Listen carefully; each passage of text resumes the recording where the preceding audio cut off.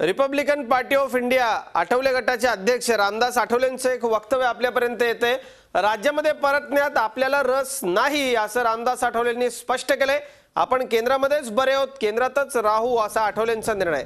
पण भाजपने दिलेला शब्द पाळावा असं सांगायला आठवलेले विसरलेले नाही। सागर कुलकर्णी आमचे प्रतिनिधी आपल्याबरोबर आहेत। सागर, तुमचं बोलणं झालं आठवलेंशी, काय म्हणाले आठवले? केंद्रातनं त्यांना परत यायचं नाहीये पण भाजपला आठवण करून दिली, त्यांनी दिलेला शब्द पाळा, काय म्हणायचं आठवल्यांना? आठवलेंनी सूचक वक्तव्य केलेलं आहे। 2 दिवसापूर्वीच मुख्यमंत्री फडणवीस यांनी आठवलेंना ऑफर दिली होती, माध्यमांसमोर ही मुद्दावून ऑफर दिली होती की काय की आपण राज्यात ये, आपणास मंत्री केलं जाईल।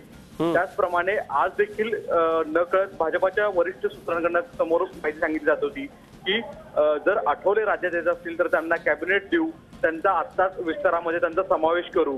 पण आठवले यांनी आपल्याशी बोलताना सांगितलेलं आहे की आपल्याला केंद्रामध्येच काम करण्यात जास्त रस आहे, आपण तिथेच काम करू।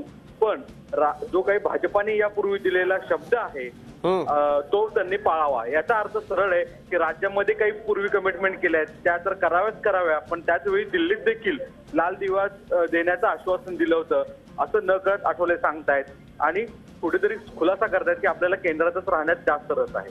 अजित, धन्यवाद सागर या माहितीसाठी। आता म्हणजे आपल्याला भाषणातल्या चारोळ्या या राज्यसभेतच ऐकायला मिळतील, आठवले इकडे यायला इच्छुक नाही आहेत।